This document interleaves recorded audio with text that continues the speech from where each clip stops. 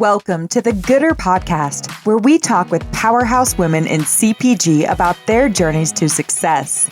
This episode is sponsored by Retail Voodoo, a brand development firm guiding mission-driven consumer brands to attract new and passionate consumer base, crush their categories through growth and innovation, and magnify their social and environmental impact.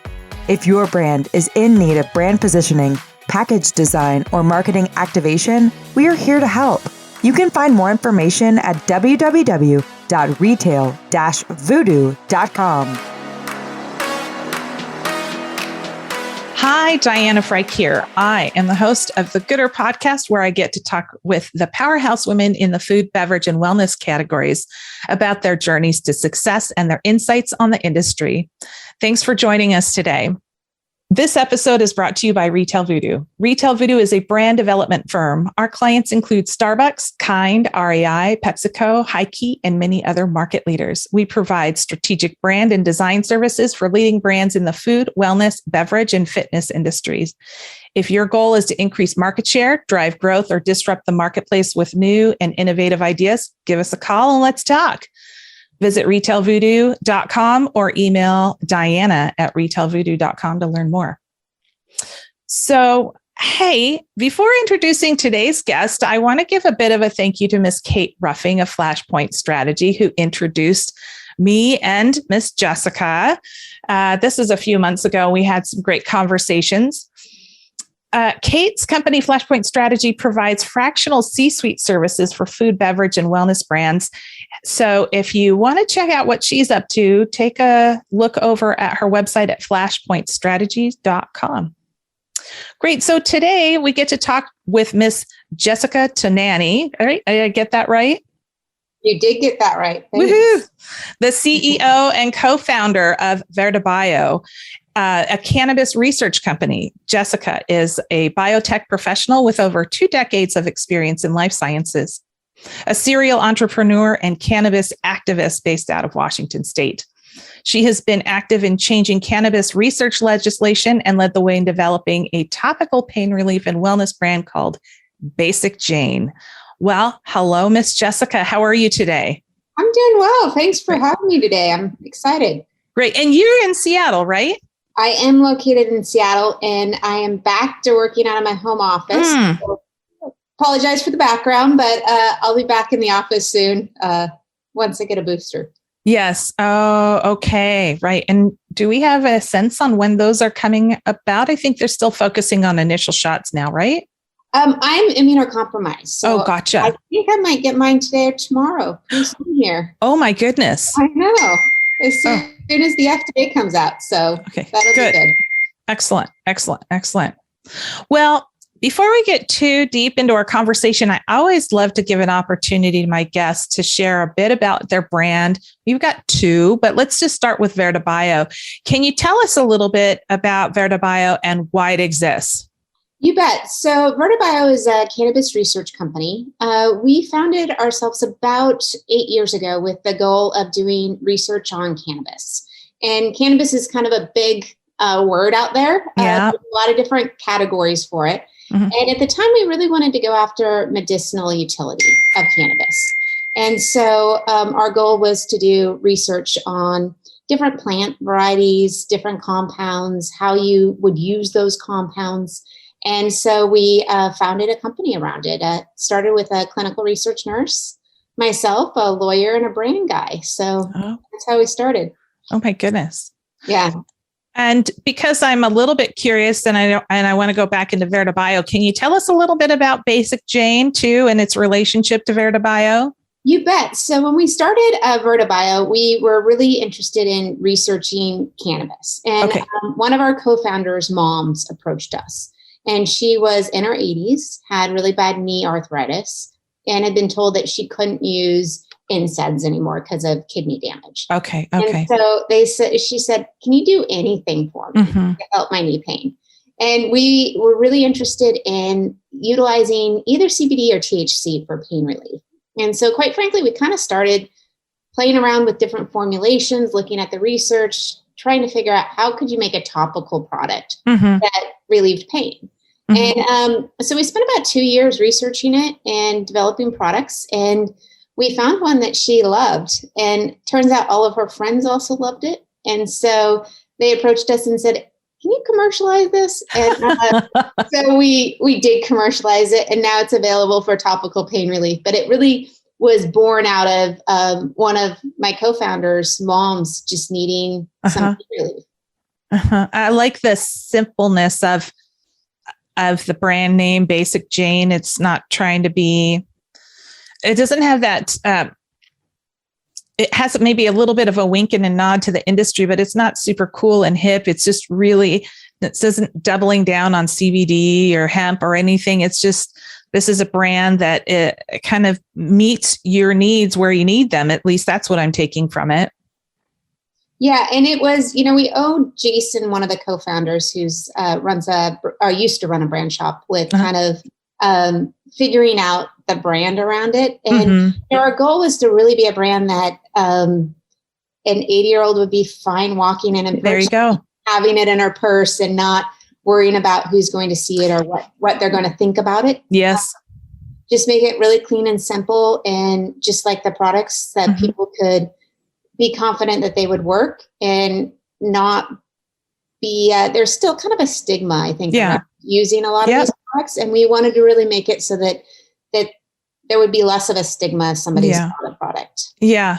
It's still somewhat of a taboo, particularly with, which I find incredibly interesting, but there's a taboo a little bit with that, the older generation, the baby boomers, which is weird because they're the ones that kind of initially brought us into this whole concept of using cannabis on a regular basis, at least in a much larger way than it was before. So find that interesting. You've got the people who are absolutely interested in trying it and those that are absolutely against it. And there's a hard and fast line, particularly with that generation. I think as we age down, we see a little bit more blurring.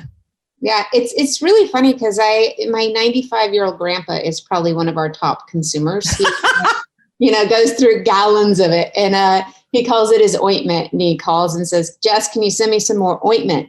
But one of his friends we ran into, and he made a comment that I was the one that was pushing the drugs. And so, I think that there is a stigma around it. And especially because I think a lot of people don't understand the difference between hemp and marijuana. A lot of people still associate hemp or CBD products with potential products that, do have recreational utility. Yeah. And so people think, am I going to get high? What's going to be the effect? And I think there's still, even in the industry, a lot of learning that goes along with that. Yeah. And so people, I think, are just concerned that they're using a drug and not necessarily a benign topical pain product.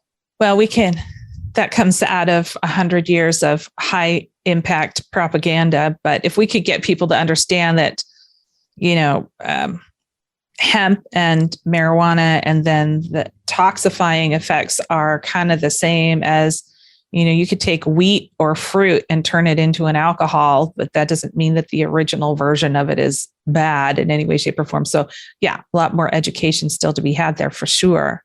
Yeah, 100%. And I think that people use cannabis for different reasons. Yeah. There's, a medicinal component that is really one of the reasons that we founded the company is how do you get it in formats that somebody that has MS or, certain forms of cancer, whatever, can utilize it and have the highest probability of it working for what they want it to do. And so there's truly a medicinal effect in with epileptic kids and things like that. And so that's one bucket. And then this wellness bucket, which is, I have topical pain. How do I relieve it?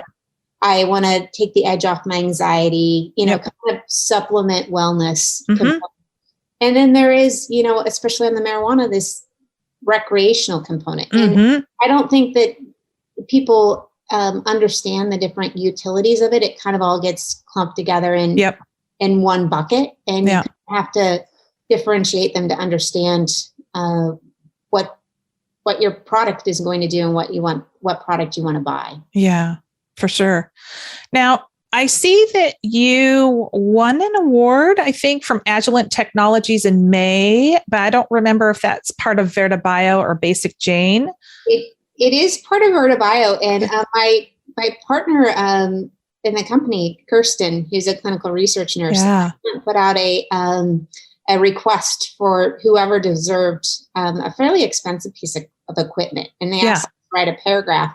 And she wrote a paragraph about the fact that we're a women-owned company, that we could really utilize the equipment, especially on the research side. And it was awarded to Verda Bio. And so it's a very expensive piece of equipment, probably about $70,000. And we're currently in the process of getting all the components in-house. We're pretty excited. And it will allow us to streamline research, and it will also allow us to test products at different levels, the manufacturing. So right now we send out all that testing, and it takes about 2 weeks to get the data back. And so when we look at like manufacturing and then packaging and then getting it out, what we do now is we manufacture and package kind of at the same time. Yes. And so getting that timing right, where we can actually get the test turned around. If we can do it internally, we can get that test. And so we don't get in a scenario where we package something and we have to destroy that. And so enabling us to test all along the R&D cycle and do it quickly is hugely advantageous to us. Yeah, I can see that. I could see that. Well, let's kind of go back a little bit before Verda Bio. Now, we've learned that you've been in biosciences, which is kind of a big brushstroke of definition there, for over 2 decades. And now, where before cannabis, or have you been experimenting or in researching cannabis this whole time, or what were you doing beforehand? What led you here? No cannabis research before this. I was really traditional biotech research. In fact, even doing some viral research before this. And so right out of grad school, I ended up working for a human genetics company. And we did a lot of testing, in fact, some on pathogen detection along the way. And so I worked human biology, plant and molecular biology, and did that. I was working for other people for about a little over 10 years. And I got to the point that I didn't know what I wanted to do, but I know that I didn't want to work for the company I was working for. Got it. I had a really good 6 years with them, but I was kind of at the end of that 6 years. And so I quit the job, and I had worked for a female CEO for a large period of time in that. And she had gone over to one of the large venture capital funds. So I called her and I said, I don't know what I want to do, but I know that what I'm doing right now is not what I want to do. And she said, maybe you should form a consulting firm. And I have some business for you. And so I didn't know what to do or how to do it. So I went to LegalZoom and formed an LLC and started a consulting firm. And she started sending me business on essentially due diligence and background and helping companies that they had invested in, and picked up a partner along the way. And we started, we co-founded 2 companies out of it. Both got acquired. And so when the second got acquired, I didn't want to go and work with the company that had acquired. And so didn't really know what I wanted to do. Legalization had just occurred in the state of Washington. So we went, and my co-founders and I were having happy hour one night. And I had used cannabis medicinally. I'm not a very healthy person. And at one point I was biding time for a clinical trial. And clinical trials are kind of expensive and hard to get insurance to pick up. And so in the time that I was doing that, I started using cannabis to help maintain my weight. And it actually worked really well, but it was really difficult for my biotech mind to wrap around because it was not consistent. It was difficult. It worked, but I couldn't really help other patients navigate it. So we were at this happy hour and another patient called, and she was super frustrated because she had cancer and she was using it to help her with energy and kind of be able to entertain her grandkids. And the product she had been using changed and it didn't help her anymore. And so I hung up the phone and I said, this is not rocket science. You just need to research, right. make a consistent product, and help people. It's not hard. And they said, well, let's form a company.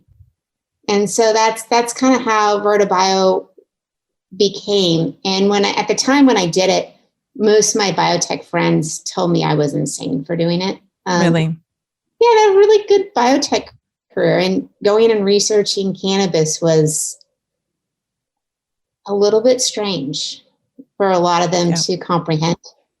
And it actually was really hard for us to get the proper infrastructure in place to research cannabis. Mm-hmm. So it was, at the time, you could grow cannabis legally with a state license, but you can grow it to sell it. Right. Not for commercial purposes. Mm-hmm. No, you could grow it to sell in a 502 store, like a commercial outlet. Oh, got it. Or destroy it. But if we decided we wanted to research it, that was against the law. How bizarre. Right. And we sat down with the regulatory bodies and we said, we want to research it. And they said, that sounds amazing and like a good idea, but it's against the law. We can't allow you to do it. And mm-hmm. I asked them, how will we be able to do it? And they said, you got to change the law. I said, I'm a science major. I don't really know any poli-sci. Like, how do I change the law? And the head legislator, or the head regulator at the time, gave me the name of two senators. And she said, one's a Democrat, one's a Republican. Call them both. See if they'll help her. Excellent. And they both did. And we changed the law, which I didn't even know how you went about. I didn't know the difference between the House and the Senate. I didn't know any of that. Wow. So is your name on a bill then? So you'll see me testifying a lot on a bill. Okay. The bill was drafted originally by the senator's staff. And so you'll see a lot of public testimony. There was actually 3 separate pieces of legislation that ended up going through across 3 different sessions. And so I learned a whole lot. Okay. Yeah. Wow. Yeah. So in order for you to even get into Vera De Bio, required a legal act. Yes. A new legislation at the state level. And I had no idea how you would go about doing that. Mm-hmm. We actually, one of the bills we got fully through, and then it got vetoed at the governor's level because there was a politics going on and everything. Of course. Vetoed. And when it got vetoed, I said, I don't know what we go back and do. Mm-hmm. There was a lot of calling the senators at every step, mm-hmm. these 2 female senators, and saying, what does this mean? What do I do now? How do I do this? And I think they were super nice. And I also think that I helped them on the science side. They didn't really know much about cannabis science. And mm-hmm. so I helped them a little bit, but they helped me a ton on politics. Is a whole new, I barely passed history. Well, I think history and politics are different, but because politics to me, I think that's every time I think of politics, I think of Game of Thrones. That show is actually in between fighting. It's politics. It's one or the other, right? What's your next move? How are you going to do this? Whose hand do you need to shake? What favor do you need to give? It seems like that's the whole process.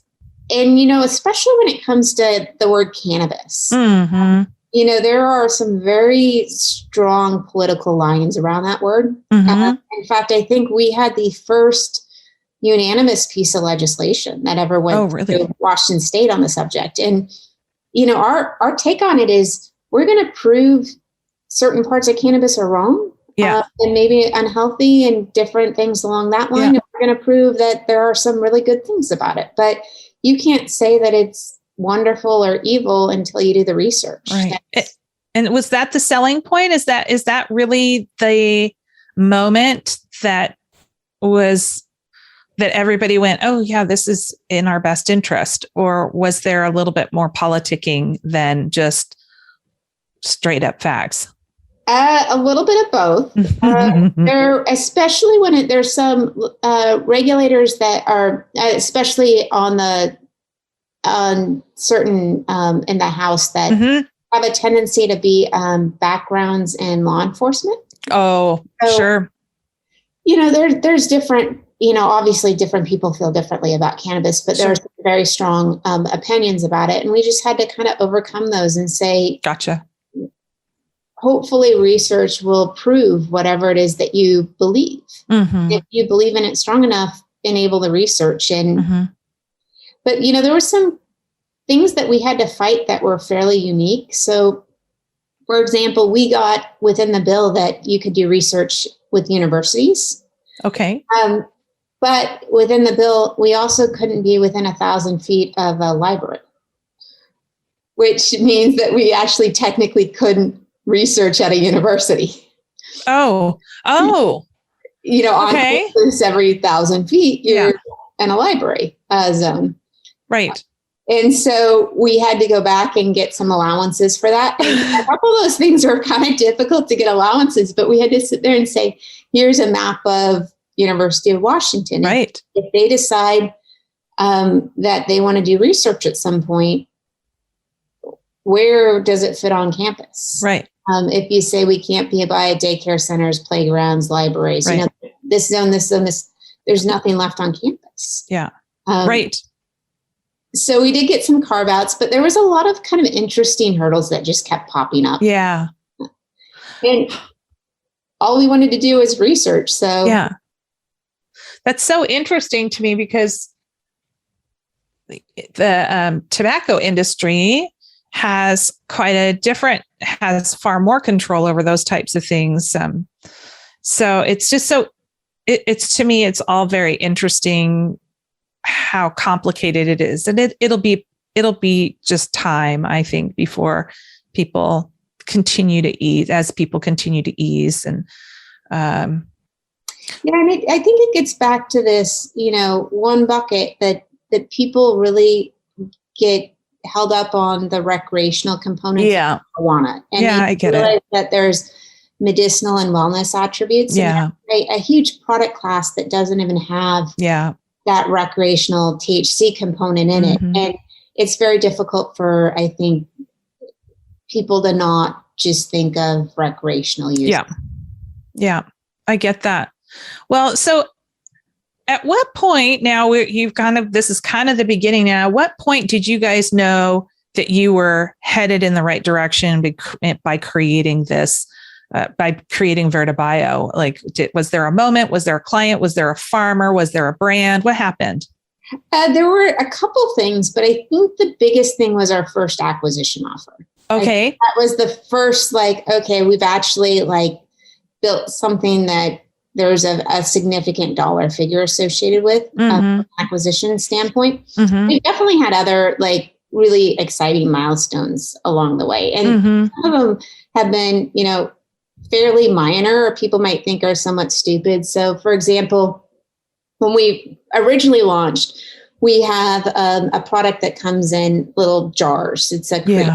And we were labeling, stickering all those ourselves. And so we had a labeler machine, and somebody sat there and made sure the labels went on straight. And I admit I sat there a number of times and I wasn't very good at it. So I ended up not sitting there as much as other people. Gotcha. But we, when we finally got big enough to be able to order in a pallet of pre-printed, printed on the jar bottles, that was pretty significant. And the pallet was giant when it came, and we had never handled that kind of volume of containers. So there was a number of minor things like that we as an office were really excited that we hit these minor milestones. But the biggest milestone was, having somebody approach us and say, what you built, we would like to buy. So that was, I think, the biggest one so far. Well, and how is that? I'm going to ask this in a little bit, but I do want to find out, so we've got the acquisition now. Are you supporting brands out in the marketplace? Are you supporting farmers out in the marketplace? Is this more research for legislative purposes or just strictly research purposes? How are you impacting kind of the larger community? You bet. So a couple things. So one of the things is we're still an independent company. We have not been acquired by anyone. We're still independent. So we do research on a couple different things, and it impacts different groups. So Gotcha. We do research on the plant. And in that research on the plant, we attempt to make stabilized plant varieties that will produce the same thing. So if you think about roses, for example, there's white roses, there's pink roses, there's red roses, and you can get varieties that look the same when you plant them. And so we create those from a cannabis perspective. Got it. For commercial purposes, the majority of the ones that we produce don't have any THC. They're hemp for large scale commercial purposes. So we work with farmers on supporting them with plant genetics that they can plant that will produce exactly the same thing on 100 acres of land or whatever that looks like. The next thing that we're really focused on is how do we take those products and put them in a format that helps a person. So, if you think about pain, for example, if you think of a wellness application, if you have a sore elbow, a topical product would be awesome for that specific sore elbow. You could put a topical CBD product on your elbow and get relief on your elbow. But if you have pain in your elbow, knee, hip, back, you may need something a little bit more systemic. And that's when you get actually maybe into an oral product, something more analogous to an Advil versus Aspercreme differentiation. Yeah. And so we look at how do you get those form and formats to get the product where somebody wants it. Right. And, cannabis historically has come in a lot of different form and formats. And it's interesting because if you look at CBD, for example, which is one of the top hemp components out there, it's a fat. And so it goes, if you mix fat and water, bad things happen. If you kind of think of your salad dressing. Right. But there's a lot of, like a cream, it goes in wonderfully. It mixes up nice and well with those other fats. So we have to think of how do we get it mixed in a beverage? How do we get mixed in a tablet? What does that look like? So there's a lot that goes into what do people want and how do we make it so that it addresses the need that they want? And then we commercialize those through Basic Jane. And we right now only have commercialized topical products. Gotcha. Other ones in R&D. The issue to some degree there's been a little bit of ambiguity from the FDA on oral CBD products. Sure. We're building them and we're trying to figure out when's the right time to allow those to see the rest of the world. As people are reaching out to you with questions, and I'm going to talk specifically from a CPG standpoint, since our audience is mostly in that category. What are the questions that you wished?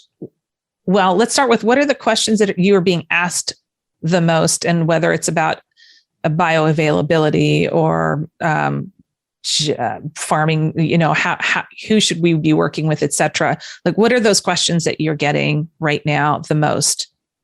It's funny because a lot of the larger CPG companies are still trying to wrap their head around the difference between hemp and marijuana. That's a big one we get a lot is, what's the difference there? And once you get them over, hemp doesn't have THC, marijuana has THC or 0.3, that. And then the second question becomes, what do we do if we want no THC in our products? Which is a good question. And there's different ways that you can approach that question. Yeah. The one is you can make plants that produce very limited to no THC, which is not easy to do and something we're working on for a long time. The second thing you could do is when you process it, just like you process sugar cane into sugar, you can eliminate different things along the way. And one of those things you can eliminate with processing is THC, using different different ways. So those are common. The other common question that we get is, how do you formulate? Which is quite frankly surprising to me, because most groups are looking to put 10 to 50 milligrams in something like a beverage can.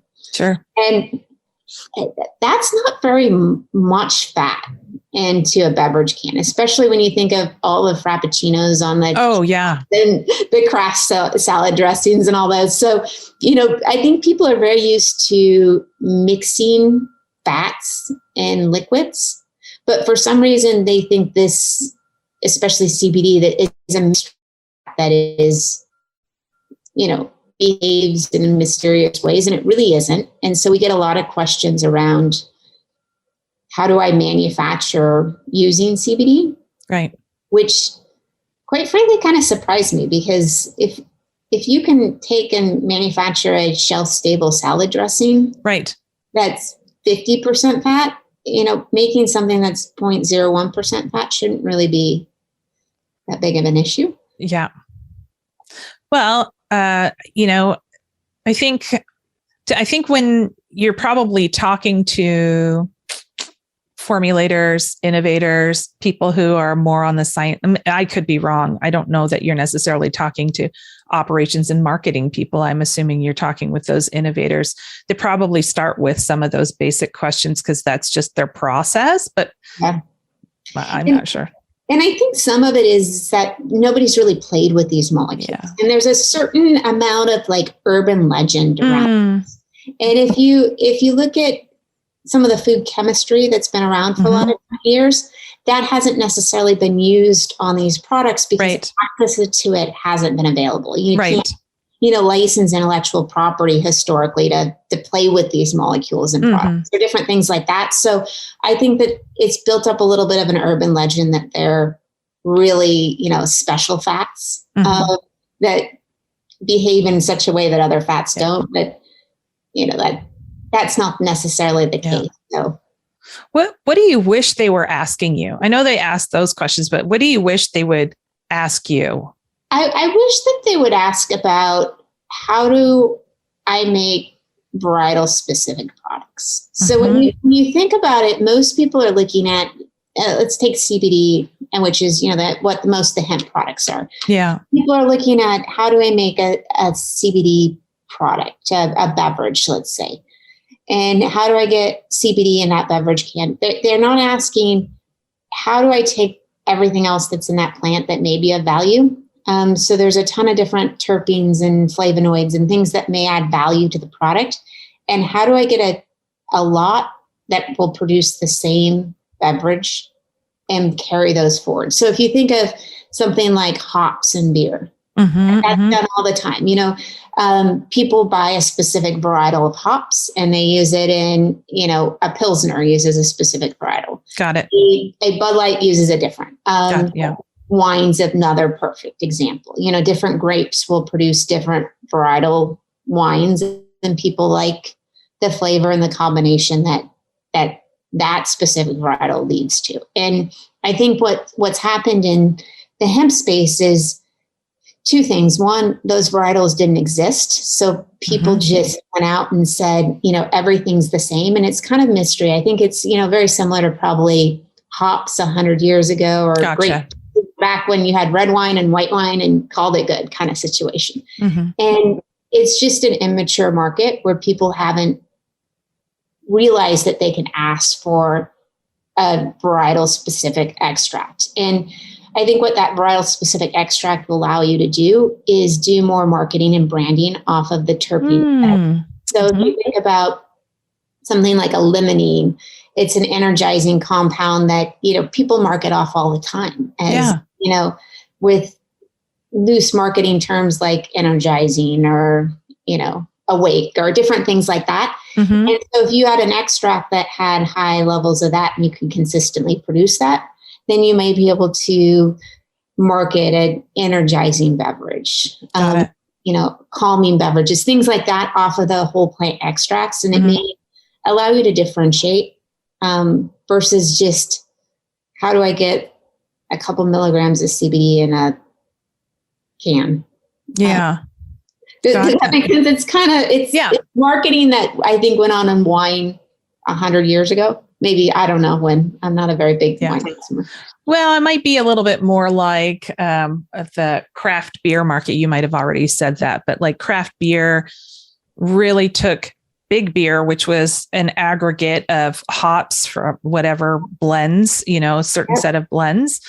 And then craft beer came along and started to play with certain types of hops. And so I feel like there's a similarity there for our listeners to kind of benchmark against. Is that fair?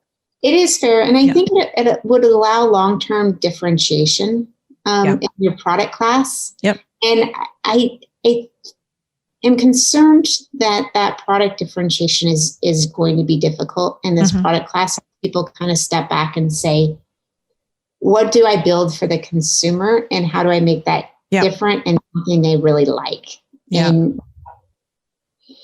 so I wish more people would kind of think about the varietals and where the plants. I also think consumers are getting more savvy on wanting to know where their ingredients come from. Oh, absolutely. And so being able to, the craft beer is perfect, where I think a lot of the craft brewers go back and actually pen, my hops was grown on this X acres of farm by this grower. They tag and they bail every lot that comes through, and they're very proud of that. And I think that hemp right now, if you go and buy a hemp product, oftentimes that the hemp biomass could come from Oregon, it could come from China, it could come from Kentucky. You just never know. And I think more savvy consumers, as it becomes more mainstream, will want to know, where was my product grown? How was it grown? Yep. They're just more interested in the ingredient story. Yeah, I can see that. And definitely seeing interest, non-traditional, some traditional farmers, but I've met a handful of people. The last time I was at Expo East, I think it was. So 2 years ago, 2 years ago that when I was at Expo East, met a handful of people that were not farmers that had put money down on farming property Well, this is, you can tell where my world is, but on land to farm hemp, saying that there's just the demand for hemp is huge. And right now, a lot of it is coming from overseas just because of the strict legislation, growing it and then being able to cross lines, get across state lines. And there's a lot of barriers to research and product innovation, product development, getting these products into consumers' hands. Especially, I almost wonder, you might know this, I feel like it might even be easier to import hemp in than it is to grow it and transport across state lines. Am I seeing that correctly? So that's kind of a complex question. Oh, okay. So if you when you harvest the hemp, farmers will have a ton of biomass. Right. And of that biomass, oftentimes only a few % of it is the CBD. Gotcha. And so they can then have to potentially cross that to a different state. And in order to cross it across the state lines, you have to have low levels of THC. There are certain barriers to entry that make that crossing across state lines very difficult. And, one of the biggest things that our farmers in Washington face is Idaho has been very anti-hemp. And, from a federal government perspective, they've been told you have to allow transport across Idaho. They have seized a number of trucks. And, really? Yeah. And, it's an agricultural crop. It gets mildew and it degrades, and it's not meant to sit on a truck for months while people litigate what actually happened to it. And so you're right in the sense that there's been a number of hurdles for farmers and it's also been very difficult for farmers to export product out of the U.S. And I think that's getting better. For example, I think our states, Washington State's doing a really good job of trying to normalize it as an agricultural commodity on the hemp side and figure out how they open up those export channels. So it's not just coming in, it's actually going out to other countries. But that has not been, it hasn't been set up. And so it's difficult to set up. Yeah. Yeah. I get it. I get it. The state and then legal and the conflict there also makes it convoluted. And it can be a state like Washington State that's a bit more progressive, where you can have the growing and the processing, the manufacturing and the distribution can happen. But as a brand owner that wants to do any kind of significant growth, it's that crossing the state line, whether by plane or by truck, or, and all of those touch places from the planting, from the seed crop, all the way to getting it into a retail channel or to customer's hand. So still tricky. It's still tricky. And, quite frankly, every state is setting up slightly different rules on what that consumer product needs from a regulatory perspective. For example, Oregon is looking like some regulations coming down for oral products where you actually have to have them tested in Oregon. So you look at different state by state, down there, it's looking like products will probably only be able to be sold in their marijuana stores, oral hemp products. Up here, you are not allowed to sell those in our marijuana stores. So it's just this like conflicting law. And I think long-term, hopefully that it looks like the Senate's going to step up and do a little bit more rules and regulations around what the products are and how they should be tested. And I think if we can get a more even framework around that, it would help brands to be able to cross the state lines and also it would weed out a lot of bad players out there. Agreed. Testing is not cheap. For example, when we manufacture testing, we're at about 12 cents a bottle in testing. And that doesn't sound like a lot, but when, you're wholesaling out for $4 and you have packaging and that's a significant cost. I mean, it's actually more than the cost of the CBD in our products. So when we look at that, some of the other players might think, why test? Right. And then that can backfire on the industry at large. 100%. And, the other thing is it's not just about adding CBD to your products. It's about making sure that they work. From a topical perspective, one of the things that we had to do was figure out how do we get it across your skin, because your skin all day long is meant to keep things from going across it. Right. So, for example, one of our most popular products is a spray, and alcohol is really good at getting things across your skin. And so alcohol is the carrier. We have these molecules called carriers, and they literally carry the CBD across your skin. Because otherwise, if you don't have a carrier in your product, it just sits on your skin. So, somebody may use a product without a carrier and go, oh, didn't work for me. Yeah. Not going to use any other product, or if you're not dosing properly in an edible or a can or something, they'll say this product class didn't work, or maybe it caused me to feel funny, or, who knows what. And they just don't ever come back to that product class. Yeah, I got it. Wow. So we talked a lot about the barriers and the hurdles. Maybe talk about what do you see coming up? Like where are you seeing some where are the cracks opening up that is going to just be able to, in the near future, maybe you can only speak to it at a Washington state level, but if you can talk about it regionally or even nationally, what do you see happening here that looks like it's going to help brand owners at least from an innovation standpoint, start to go, okay, if I'm into innovation, maybe in 2 years, maybe in 6 months, maybe in 5 years, like, do you have some visibility, and what does that look like? Yeah, I think that in this space, one of the biggest hurdles is that even in the hemp side, we constantly say we're playing with like one hand tied behind our back. And it's really because two things hit this space particularly hard. And the first is change in regulation. And the second is banking. And both things are things that normal businesses don't, I think, really think of. So, for example, on the regulation side, you could be in a state that allows you to manufacture, let's say, CBD dog treats. And you could be manufacturing those and be super happy and doing it. And then all of a sudden your state could say, you know what, you're not allowed to give that a manufacturer with that. We're going to pull your food safety license. And you can really have zero recourse. So the rules and regulations around hemp are constantly changing at both a federal and a state level. I think the one thing that I really see happening that will change the industry is more federal oversight. The Senate has been really proactively picking up the ball on that. And I think that if you have federal oversight that says you can't change the rules, these are the rules that everybody plays by, and you're going to be able to manufacture, but you're going to have to do these things to manufacture. I think most people are willing to do those things. Yeah. But if you're one day playing by these rules and then the next day by these rules and the next day by these rules, it's really difficult to run a business that way. Yeah. And it's also really difficult to bank hemp.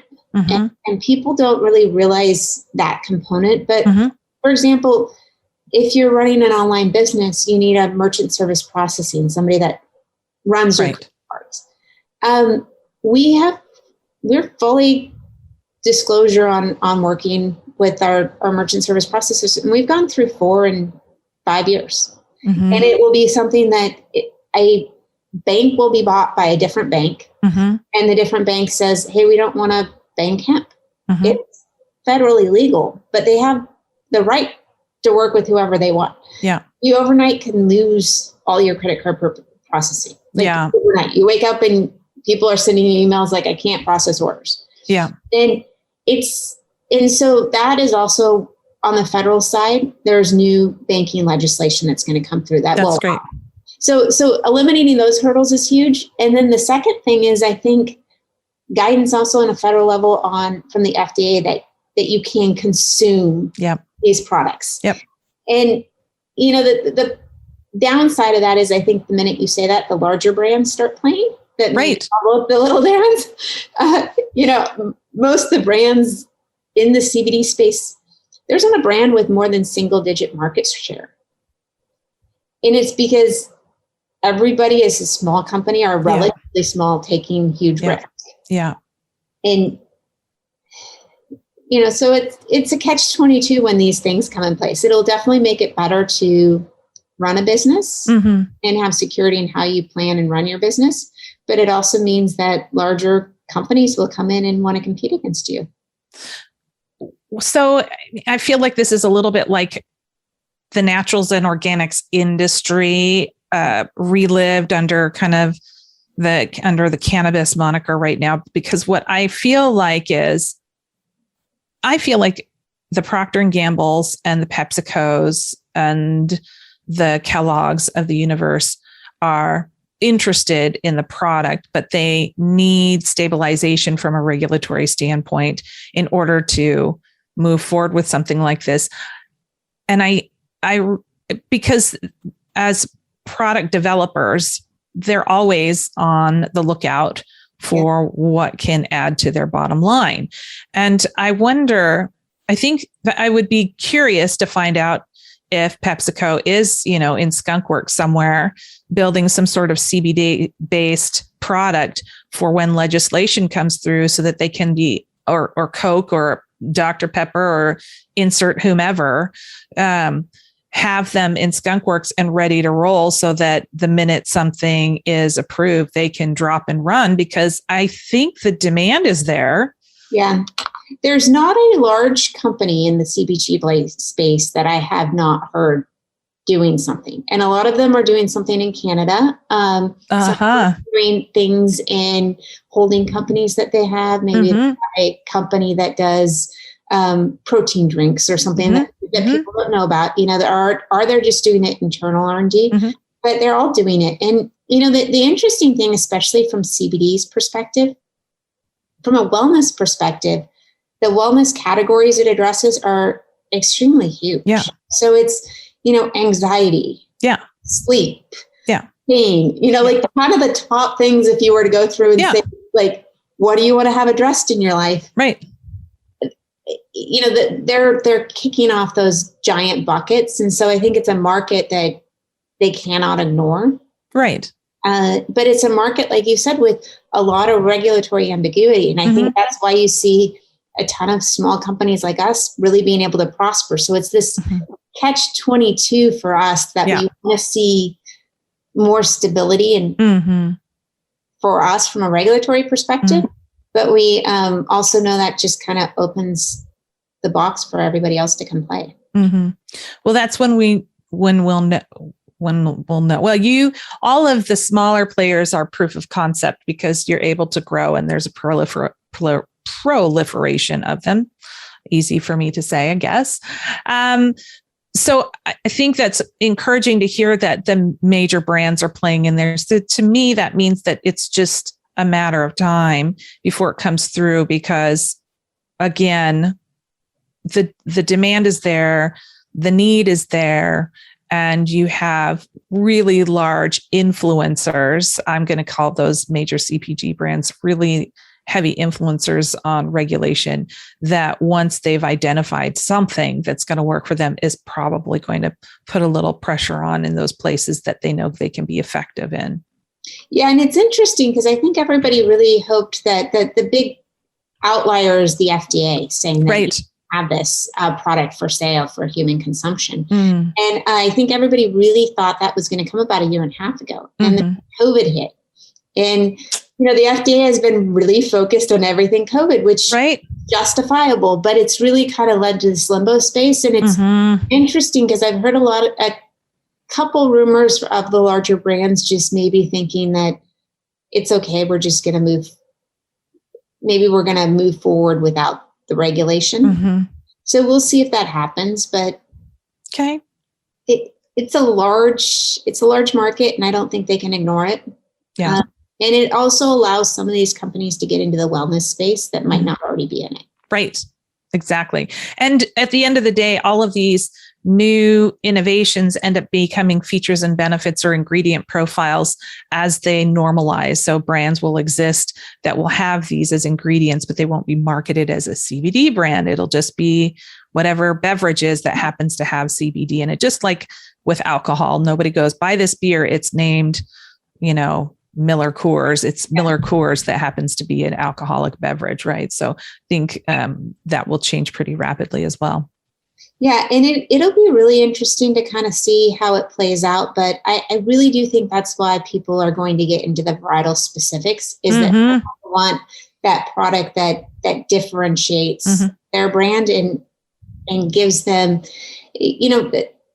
cannabis makes a lot of amazing molecules, and it is a huge producer of terpenes, which are the things that make us smell good or add flavoring to products. And they produce a ton of it, maybe weight volume up to 20%. And so when we look at CBD, it's one ingredient, but there's this whole other proliferation of molecules that are produced that I think will drive people to do varietal specific products.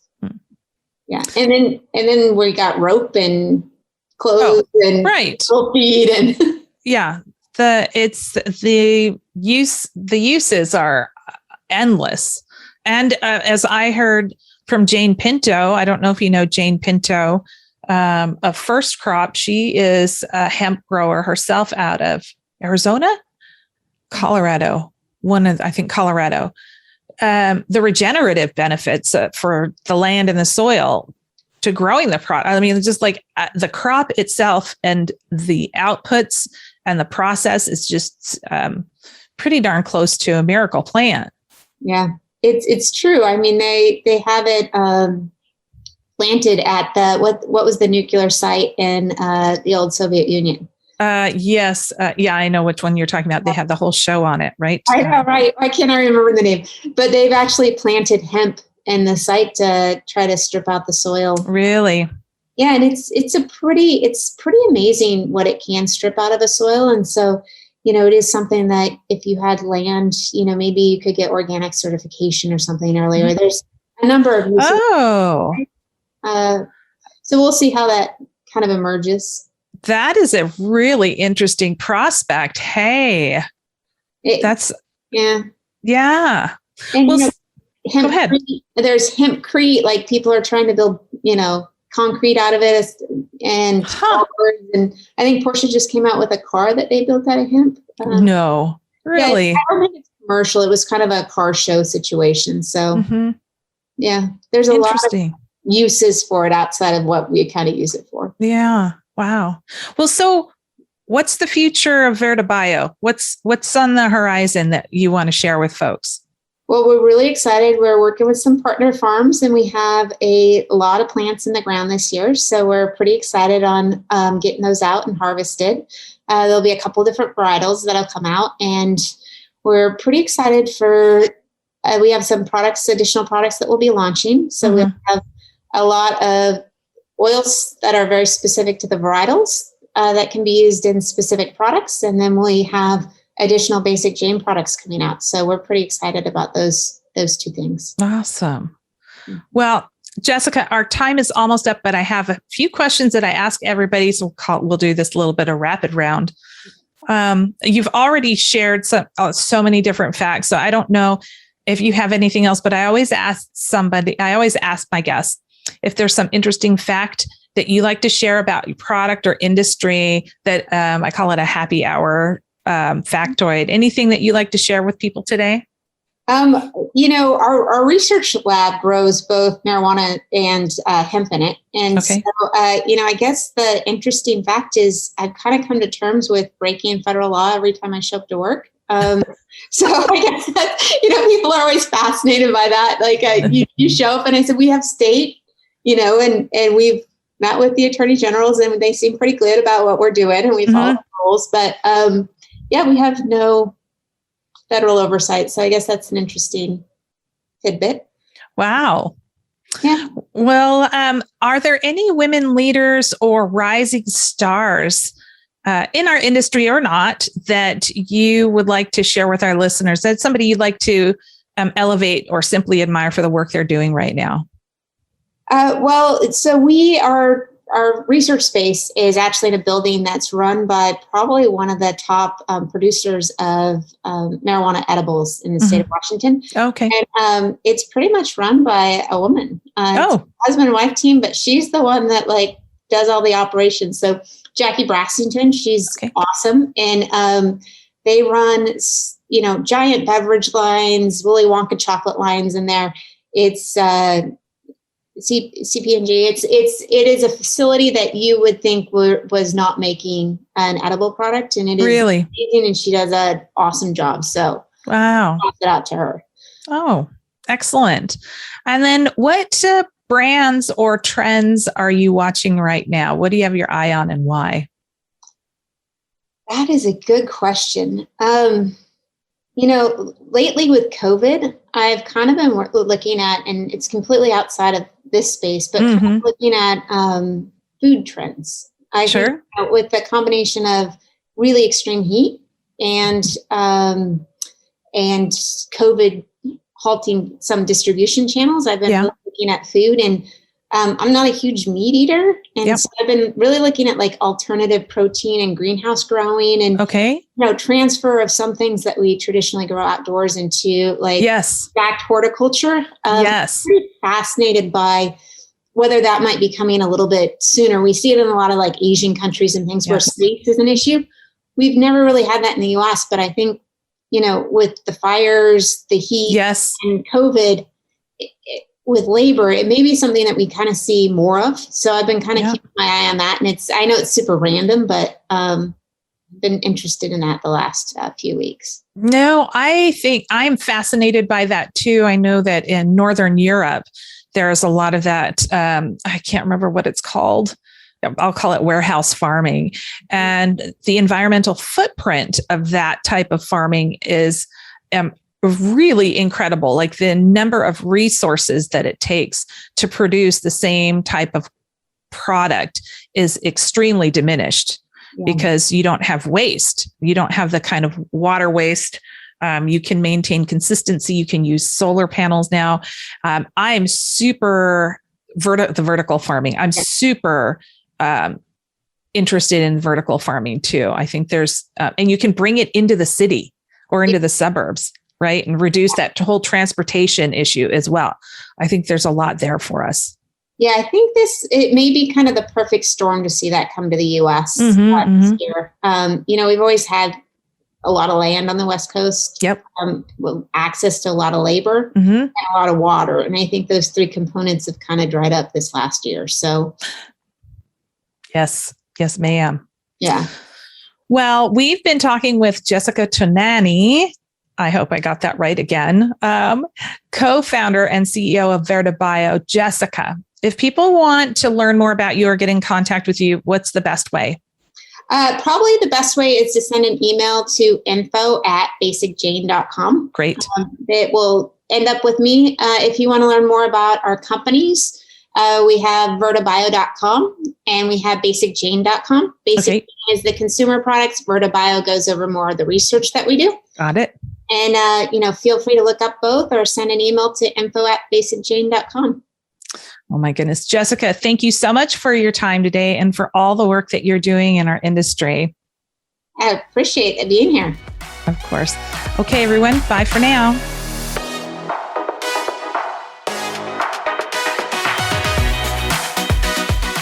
We hope you enjoyed this episode.